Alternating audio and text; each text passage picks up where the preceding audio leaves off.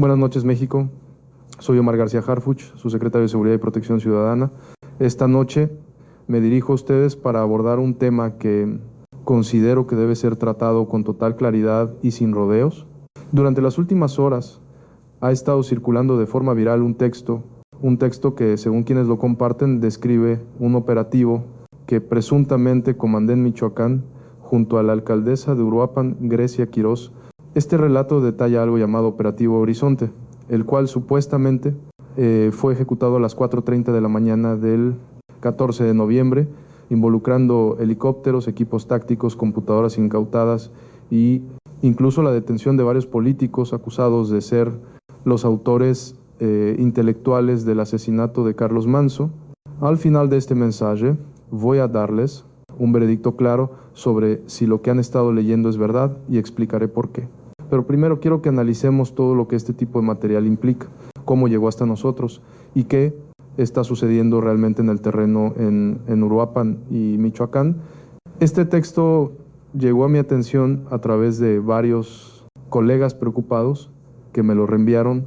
Lo primero que noté fue que estaba escrito en primera persona, como si yo mismo lo hubiera escrito. Contiene todos los elementos que a primera vista parecen perfectamente diseñados para generar coraje, indignación, esperanza e incluso una sensación de cierre emocional. Habla de una viuda valiente, de políticos corruptos finalmente llevados ante la justicia, de pruebas irrefutables de justicia rápida e inmediata. Es una narrativa que le da a la gente precisamente lo que quiere oír en un momento de gran dolor.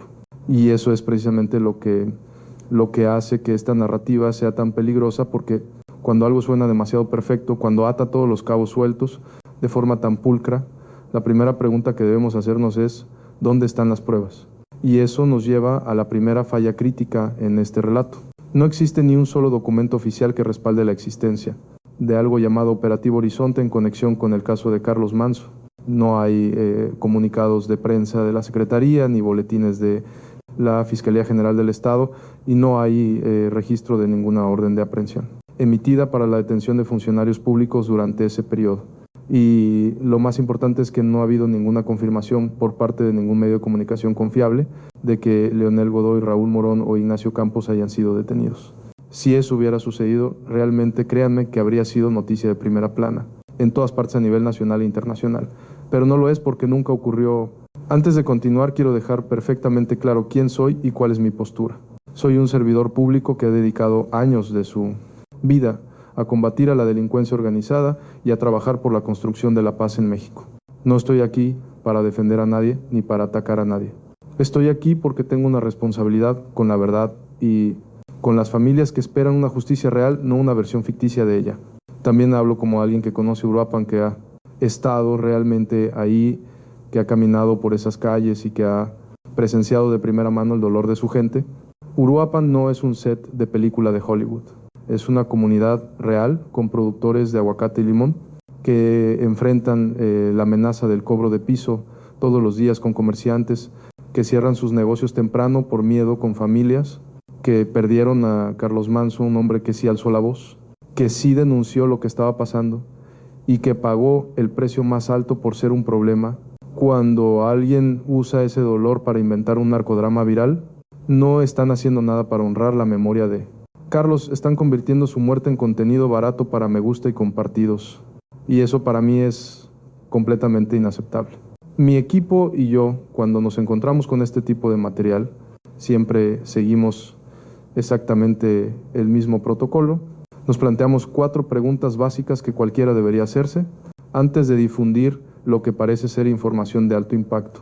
Primera pregunta: ¿existe algún registro oficial de este material o de esta denuncia presentada ante alguna institución gubernamental? Buscamos en los archivos de la Fiscalía, la Secretaría y los tribunales. Segunda pregunta: ¿existe alguna verificación independiente que confirme la autenticidad de lo que sí describe como fechas, metadatos o testimonios verificados? Tercera pregunta: ¿al menos un medio de comunicación importante y de prestigio ha podido revisar, verificar y respaldar esta información? Número 4, ¿alguna autoridad judicial o administrativa ha reconocido formalmente este material como parte de una investigación en curso? Le pedí a mi equipo que aplicara estas 4 preguntas al texto de la llamada Operación Horizonte. La respuesta a las 4 fue no. No hay registro oficial, no hay verificación independiente. Ningún medio de comunicación serio lo ha confirmado. Ninguna autoridad lo reconoce. Lo que sí existe es un texto anónimo escrito a mi nombre sin mi autorización, circulando en redes sociales como si fuera un informe oficial del gobierno. Ahora, quiero ser perfectamente claro sobre lo que no hice.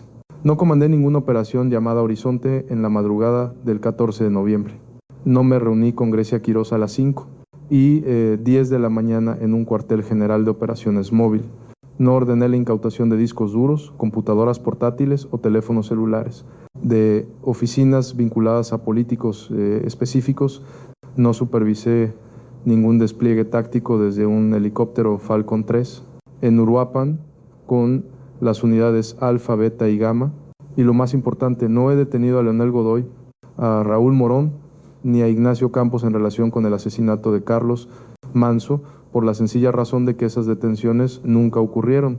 De haber ocurrido realmente, el procedimiento habría sido completamente diferente. Habría una orden de aprehensión emitida por un juez, basada en carpetas de investigación formales presentadas por la Fiscalía. Habría una audiencia inicial donde se les informarían los cargos, se habrían emitido comunicados oficiales con sellos y firmas, habría conferencias de prensa con funcionarios presentando pruebas ante los medios nacionales y todo ello estaría documentado y disponible en el registro público. Nada de eso existe porque ese operativo nunca sucedió. Este es el punto en el que quiero que reflexionemos juntos sobre cómo se desarrollan los casos reales cuando ocurre algo verdaderamente explosivo. Cuando se realiza una detención importante, cuando se desmantela una red de corrupción, cuando se aseguran pruebas clave en un caso de alto perfil, siempre se deja un rastro. Hay filtraciones a la prensa mucho antes de que se confirme algo oficialmente. Se ven capturas de pantalla de documentos judiciales circulando. Se ven reporteros aglomerados a las afueras de los tribunales. Se ven abogados defensores dando declaraciones a las cámaras. Hay repercusiones políticas inmediatas. Los partidos políticos inmediatamente comienzan a fijar sus posturas. Todo eso es inevitable en un país donde los medios de comunicación siempre están observando y las redes sociales no perdonan. Pero en este caso no hay nada de eso. Lo único que tenemos es un texto viral que afirma inequívocamente que todo está resuelto, que los culpables ya han sido identificados, que las pruebas están en manos de las autoridades y que finalmente se ha hecho justicia. Todo es simplemente demasiado perfecto. Y cuando algo parece demasiado perfecto para ser cierto, usualmente es porque no lo es. La realidad de una investigación seria es mucho más metódica, más compleja, más frustrante, pero al final más sustancial. Quiero hablar ahora de Grecia Quirós, porque ella es una persona real, viviendo una pesadilla que nadie debería tener que enfrentar jamás. Grecia perdió a su esposo en un ataque cobarde, perpetrado frente a docenas de personas durante una celebración familiar del Día de Muertos. Carlos estaba tomando fotos con unos niños en el momento en que le dispararon. Falleció en el hospital menos de una hora después.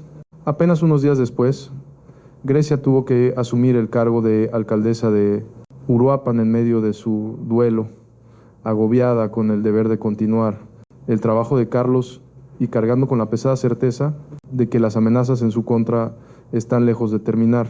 Ella misma ha declarado públicamente que ha recibido amenazas, que hay fuerzas que intentan activamente desestabilizar su gobierno y que aunque tiene miedo, sabe que alguien tiene que dar la cara y hacer el trabajo. Esta es la verdadera Grecia Quirós, una mujer que está enfrentando lo imposible con una valentía que impone nuestro máximo respeto. Ella no es un personaje sacado de una novela paseándose en helicópteros, señalando discos duros, mientras un narrador narra una historia en primera persona como si fuera un thriller político. Es una viuda, una madre y una alcaldesa que necesita la protección total del Estado. No ser explotada como un personaje en una historia de ficción viral diseñada para generar tráfico en redes sociales, y eso es precisamente lo que hace esta historia viral. Explota el dolor de Grecia, tomando los nombres que ella ha señalado con justa razón porque su esposo los identificó antes de morir y teje una fantasía donde todo se resuelve de forma impecable en una sola noche, con todo y operativos al estilo de Hollywood, pero la realidad es algo completamente distinto. La realidad es que hace apenas 2 días Grecia pidió públicamente que se investigara a Leonel Godoy, a Raúl Morón y a Nacho Campos. No dijo que ya estuvieran detenidos, dijo que se les tenía que investigar. Y está en todo su derecho de exigirlo porque Carlos Manso efectivamente señaló a esas personas en sus transmisiones nocturnas, en sus redes sociales y en entrevistas. Esos señalamientos están documentados, son del dominio público y por eso forman parte de las líneas de investigación que se siguen actualmente. Pero una línea de investigación no es lo mismo que una detención. Una denuncia pública no es lo mismo que una prueba pericial.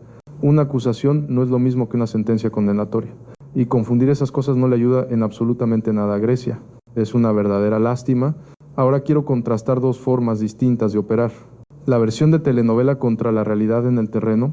El melodrama televisivo te ofrece frases espectaculares, un final de suspenso cada pocos párrafos y cronologías exactas como si estuvieras viendo un documental de Netflix. Te presenta villanos claros, héroes bien definidos, un clímax donde todo se resuelve y un final donde la justicia triunfa en tiempo récord. Es entretenido, es emocionalmente satisfactorio, pero no salva vidas. El trabajo real de las fuerzas del orden es una historia completamente diferente. Es despertarse cada santo día sabiendo que los resultados no llegan de la noche a la mañana. Es coordinarse con fiscalías, con jueces, con gobiernos estatales, es proteger a los testigos, es reforzar los esquemas de seguridad, es desplegar unidades de la Guardia Nacional no para montar un operativo de película, sino para que la gente de Uruapan pueda ir a trabajar sin miedo. Es reunirse con los productores de aguacate que están siendo extorsionados, es atender las llamadas de los alcaldes que piden apoyo, es armar expedientes sólidos que aguanten el escrutinio de un juez. No puedes simplemente resumir eso en un video viral de 3 minutos. No provoca la misma respuesta emocional, pero es lo único que realmente funciona. En los últimos días he estado hablando con gente de Uruapan, con comerciantes, taxistas, maestros y jóvenes, y lo que me cuentan es siempre la misma historia. Tienen miedo, quieren justicia, quieren saber quién mató a Carlos y por qué, quieren que los responsables paguen por lo que hicieron. Pero también me dicen algo más, no quieren que les den falsas esperanzas, no quieren que les vendan la idea de que todo ya está resuelto cuando saben que no es verdad. Porque cuando esa mentira se desmorona, lo único que queda es más desilusión, más enojo, más desconfianza en el sistema, y eso es exactamente lo que alimenta este tipo de contenido. Le dice a la gente, los atrapamos, tenemos a los culpables, se ha hecho justicia. Y cuando el público descubre que no es verdad, ellos nos señalan y dicen, nos volvieron a mentir. Pero nosotros no fuimos los que mentimos. Fueron las personas que fabricaron la mentira y usaron nuestros nombres para venderla. La publicación viral menciona nombres completos, alias y apodos. Habla de iniciales en libretas, de memorandos que dicen que hay que encargarse del problema antes de que se salga de control. Menciona archivos etiquetados como de alto riesgo. Todo eso suena muy específico, muy creíble. Pero aquí está el detalle. Cualquiera puede escribir esas cosas. Cualquiera con un poco de imaginación puede inventar un alias, una libreta, una conversación borrada de un celular. Pero lo que no cualquiera puede hacer es demostrar que de verdad existe. Y para demostrarlo se necesita lo que en el ámbito legal se conoce como la cadena de custodia. Se necesita que un perito forense recoja el objeto, que lo fotografíe, lo embale, lo registre y lo entregue a un juez. Se necesita levantar un informe oficial, se necesita un número de expediente, se necesita un identificador de registro. Todo eso es de dominio público. Todo eso deja un rastro documental y nada de eso existe en este caso porque todo es una fabricación. Ahora, quiero tocar un punto que me parece importante. Voy a reflexionar sobre algo un poco más profundo. ¿Por qué funcionan tan bien este tipo de historias? ¿Por qué la gente las cree, las comparte y las defiende? Incluso cuando se demuestra que son falsas. Y creo que la respuesta es tan simple como dolorosa, es porque queremos creer.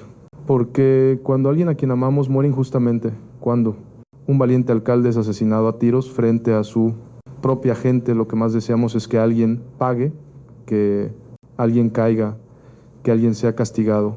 Y Si la justicia real es lenta, si tarda semanas o meses en construir un caso sólido, entonces la ficción nos da lo que necesitamos de inmediato.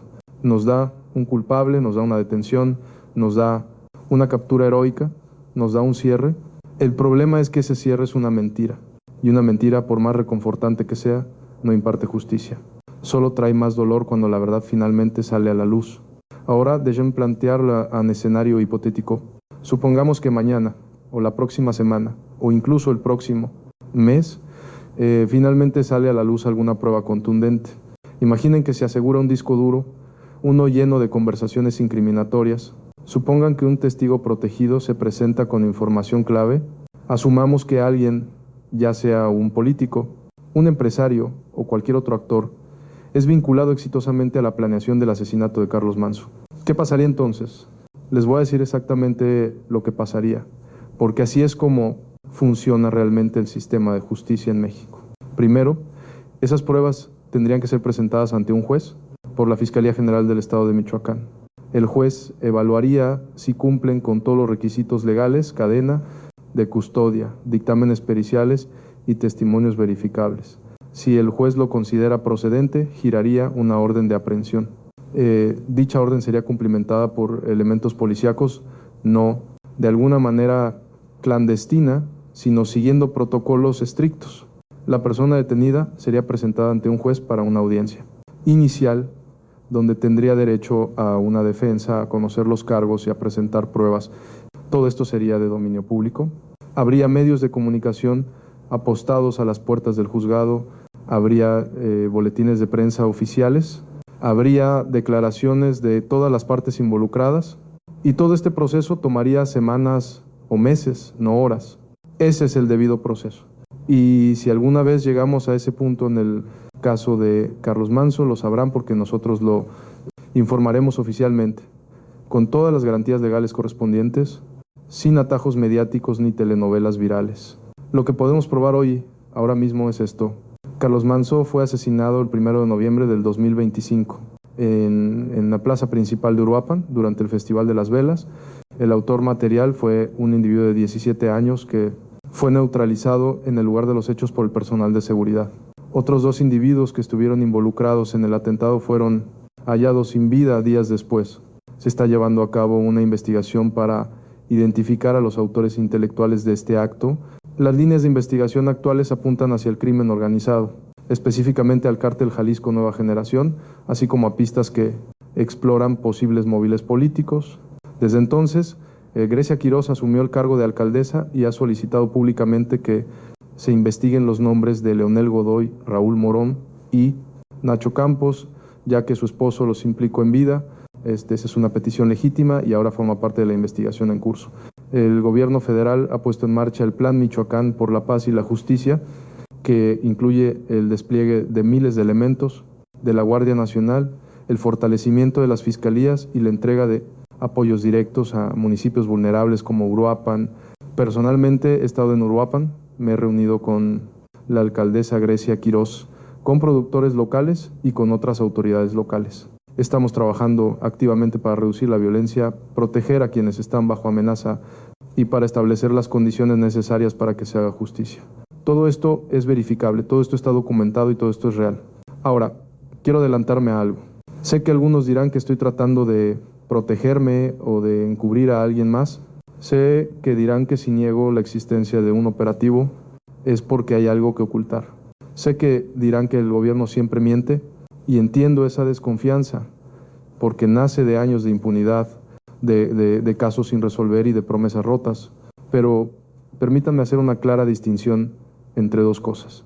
Una cosa es tomarse el tiempo para construir un caso, porque lo estás haciendo de la manera correcta, reuniendo pruebas contundentes que realmente se sostendrán en un tribunal, porque estás protegiendo a los testigos, porque estás construyendo un caso blindado que no se derrumbará por un tecnicismo legal. Otra cosa muy distinta es fabricar una historia de que todo está resuelto, de que ya tienes a los culpables, de que se ha hecho justicia, cuando nada de eso es verdad. El primer enfoque es frustrante, pero es necesario. El segundo es francamente destructivo. y siempre elegiré la frustración de la verdad por encima del aplauso por una mentira. Aquí es donde quiero que consideren algo conmigo. Siempre tenemos dos caminos trazados ante nosotros. El camino de la mentira bien elaborada, que nos da exactamente lo que queremos oír de inmediato, que ata todos los cabos sueltos y nos hace sentir bien por un momento.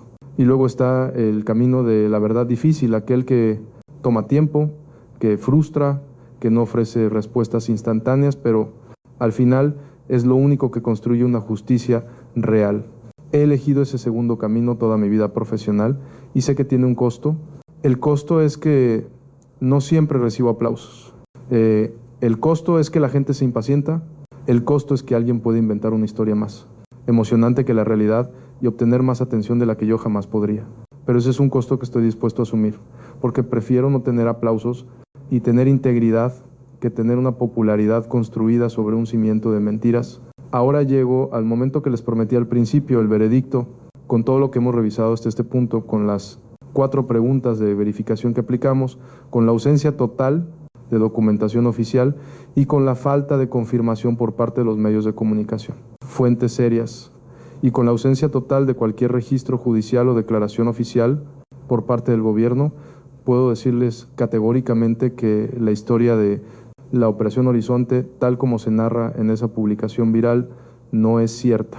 Ese operativo nunca ocurrió, esas detenciones nunca se realizaron y no hay ningunos documentos incautados. Es una fabricación narrativa, un thriller policíaco, un relato de ficción que utiliza nombres reales y dolor real para generar un impacto emocional y volverse viral. Si en el futuro surge evidencia real que cambie esta conclusión, si mañana o la próxima semana la Fiscalía presenta pruebas contundentes que vinculen a alguien con el asesinato de Carlos Manso, y eso lleva a detenciones formales, nosotros lo informaremos con la misma transparencia con la que les digo hoy que esto no ocurrió, pero hasta ese momento lo que circula no es un informe oficial, es ficción. Ahora quiero mostrarles algo práctico que pueden usar cada vez que reciban una noticia bomba como esta. Hagan estas 4 preguntas antes de compartir. Primero, ¿dónde está el archivo documento original? No una captura de pantalla, no un texto anónimo, sino el archivo oficial. Segundo, ¿quién lo verificó? ¿Qué experto independiente confirmó su autenticidad? ¿Qué metadatos tiene? ¿Qué fecha verificable tiene? Tercero, ¿qué autoridad lo reconoce formalmente? ¿Qué juez lo ha admitido? ¿Qué fiscal lo ha presentado? ¿Qué institución lo ha registrado? Cuarto, ¿qué medio de noticias de prestigio con periodistas identificados lo ha verificado y publicado asumiendo la responsabilidad legal de su contenido?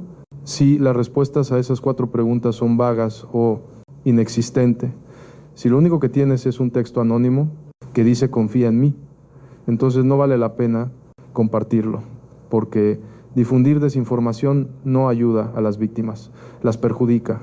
Ahora, para concluir, quiero dejar algo perfectamente claro. Seguiré en Michoacán y seguiré trabajando con Grecia Quirós. Seguiré coordinándome con el gobernador, con la Fiscalía y con las fuerzas federales para que Uruapan y todo Michoacán tengan condiciones de seguridad y de certeza. Seguiré integrando una carpeta de investigación seria en torno al asesinato de Carlos Manso y cuando tengamos resultados se los daremos a conocer. No en un video viral, no en una dramática primera persona, que nadie firma, sino en una conferencia de prensa oficial con documentos, con nombres, con pruebas verificables, porque esa es la única manera de honrar verdaderamente la memoria de Carlos Manso, no convirtiéndolo en un personaje de ficción, sino haciendo justicia de verdad. Y hay una frase que para mí define todo esto. Conmigo no. No van a utilizar el dolor de las víctimas para crear contenido viral. Conmigo no. No van a usar mi nombre para narrar operativos que no existen. Conmigo no. No van a confundir a nuestra ciudadanía con falsas esperanzas, porque mi compromiso es con la verdad. Aunque la verdad sea lenta, aunque sea frustrante, aunque no genere tantos likes como la ficción. Les agradezco a quienes se quedaron hasta el final. Sé que este no fue un video corto ni entretenido. Fue largo, fue denso, fue técnico, pero era necesario porque ustedes merecen la verdad completa, no pedazos de ficción envueltos en drama. Y porque las familias que esperan justicia merecen obtener respuestas reales del Estado no obras de ficción. Seguimos trabajando, seguimos en Michoacán y seguimos del lado de la verdad. Gracias.